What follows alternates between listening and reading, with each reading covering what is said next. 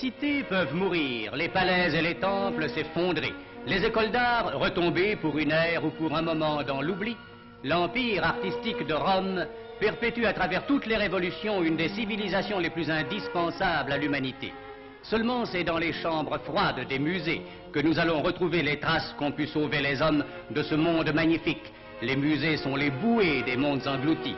C'est au musée du Louvre, au British Museum, au musée de Latran, à la Glyptothèque de Munich que nous cherchons aujourd'hui à retrouver la Rome des Césars. C'est dans le spectacle de pièces détachées que nous nous efforçons de retrouver l'accent d'une civilisation humaine et artistique dont l'ensemble, hélas, nous échappe. Si la gloire d'Auguste ou la philosophie de Marc Aurèle éclate sur un détail dans l'ombre silencieuse des musées, comment serait-il possible de réaliser de ces débris séparés, si beaux qu'ils soient, la synthèse attendue de la grandeur romaine?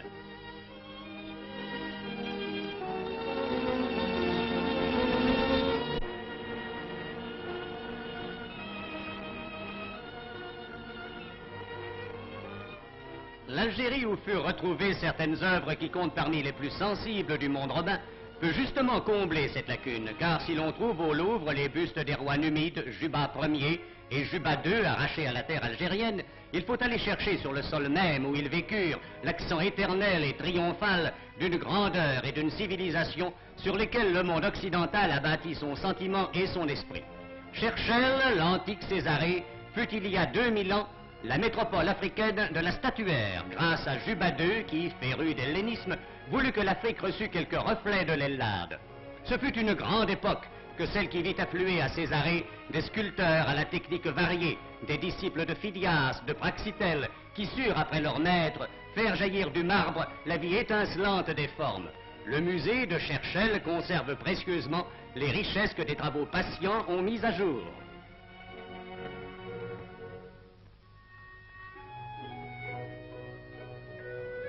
La mosaïque tient une grande place au musée archéologique de Cherchel. Certaines ont un effet hallucinant d'eau forte. L'œuvre exalte les divinités, surtout celles de la mer. Dans l'art d'Afrique, Cherchel est une voix unique, l'une des plus pures, peut-être la plus belle, certainement la plus harmonieuse. Elle a l'accent de la Grèce.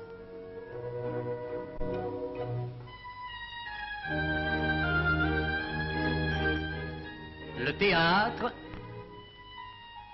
les thermes où allaient se baigner les belles romaines, surtout la place, évoque la splendeur passée de Césarée, dont par bonheur les vestiges sont venus jusqu'à nous.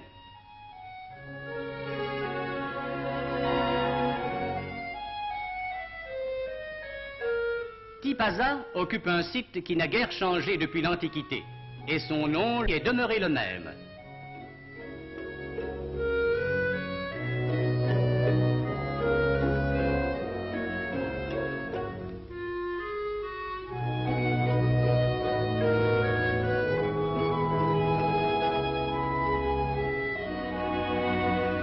Les ruines de Tipaza sont caractérisées par de vastes nécropoles chrétiennes groupées autour de la chapelle de l'évêque Alexandre. Les sarcophages qui renfermaient le corps des évêques sont justement célèbres.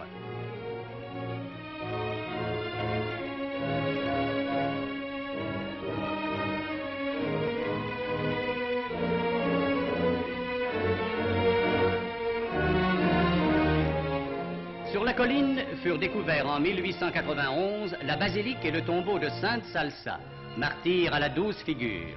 Par-dessus les murs chancelants que hantent les ombres et la légende de Sainte Salsa et des premiers chrétiens, le charme de Tipaza réside avant tout dans la beauté des lieux, où la nature offre au passé un cadre immuable et merveilleux.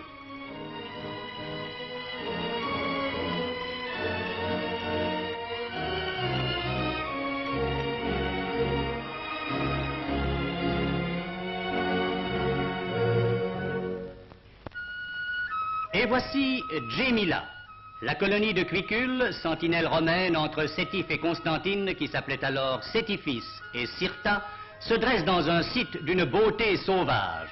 Parmi les monuments qui en font la richesse, l'arc élevé en 216 à la gloire de l'empereur Caracalla et en l'honneur de ses parents est assurément l'un des plus beaux. Il rivalise de grâce légère et d'art avec le temple consacré à la mémoire de Septime Sévère, père de Caracalla et fondateur de la dynastie.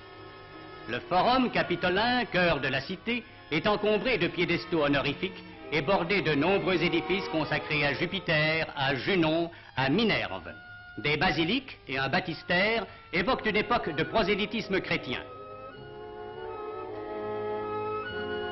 Un théâtre luxueux construit à flanc de coteau pouvait accueillir 3000 spectateurs avides de jeux.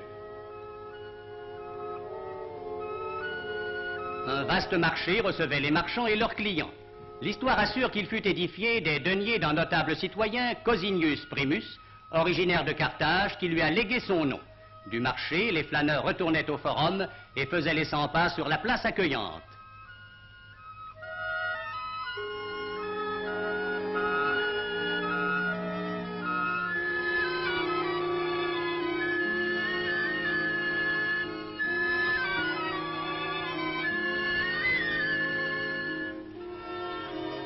Vénus, que Jules César plaçait parmi ses aïeux, il y avait son temple de proportions élégantes.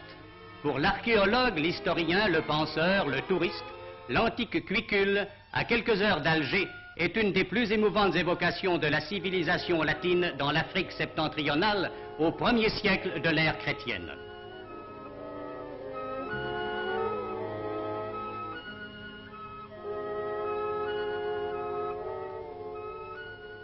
Dans le sud constantinois, Théveste, de nos jours Tébessa, connut une grande prospérité.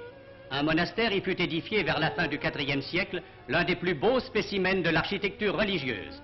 Il comprenait une magnifique basilique qui garde le souvenir de Crispine, martyre, et dans laquelle plus tard prêcha Augustin.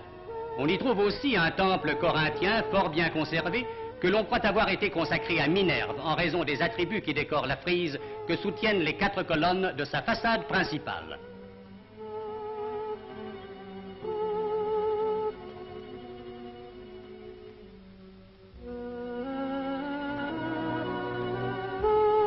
Les Romains ornaient leur palais de mosaïques, assemblage délicat et charmant de fragments de marbre aux divers coloris.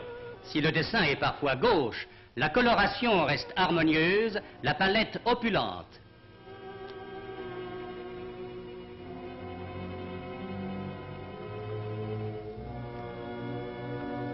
L'arc de Caracalla à Tébessa est, avec celui de Janus à Rome, le seul exemple d'arc antique encore debout possédant 4 faces égales.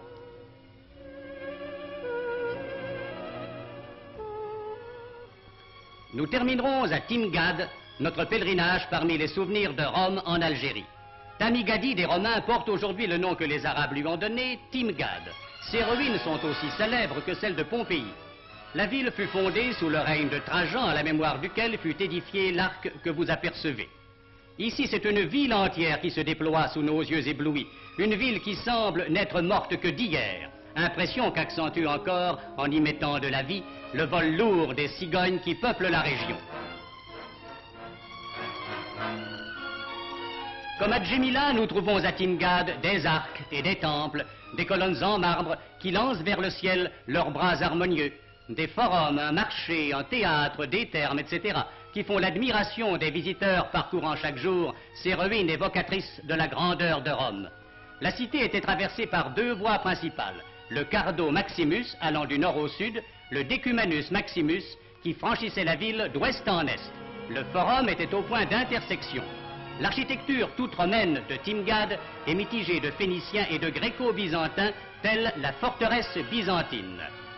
Commencées en 1880, les fouilles se poursuivent qui tirent de l'oubli les restes merveilleux que l'Algérie garde précieusement, car elle entend transmettre aux âges futurs les trésors archéologiques qui lui sont confiés et qui sont répandus avec une si merveilleuse profusion sur le sol de l'antique Numidie. Nul autre point ne pouvait mieux que lui servir de terme à notre promenade dans ce passé riche d'histoire, d'art et de poésie.